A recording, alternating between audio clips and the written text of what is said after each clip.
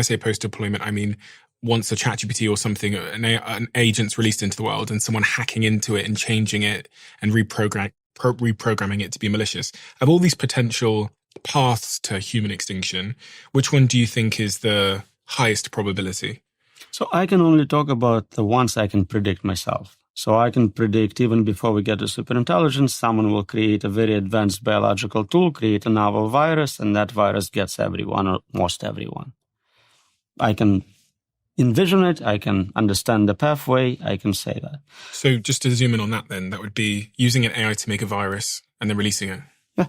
And would that be intentional or? There is a lot of psychopaths, a lot of terrorists, a lot of doomsday cults. We've seen historically, again, they try to kill as many people as they can. They usually fail. They kill hundreds of thousands. But if they get technology to kill millions or billions, they would do that gladly.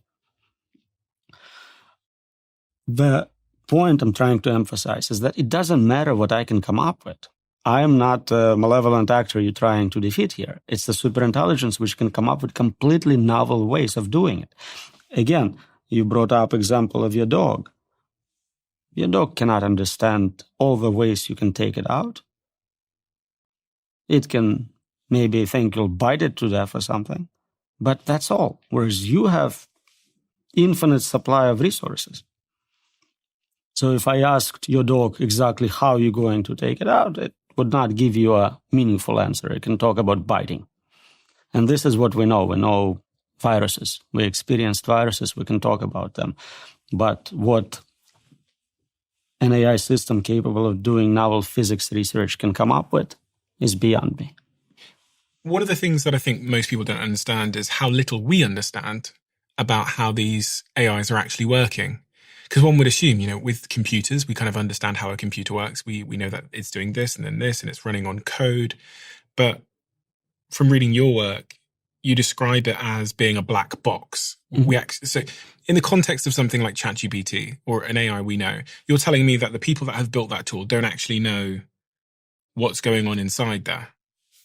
That's exactly right. So even people making those systems have to run experiments on their product to learn what it's capable of. So they train it by giving it all of data, let's say all of internet text. They run it on a lot of computers to learn patterns in that text.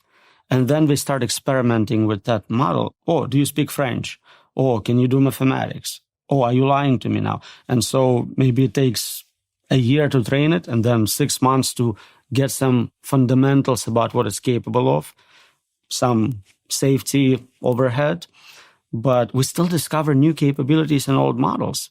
If you ask the question in a different way, it becomes smarter.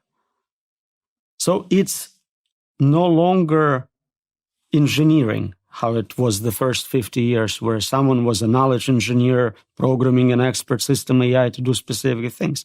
It's a science. We are creating this artifact, growing it. It's like an alien plant. And then we study it to see what it's doing.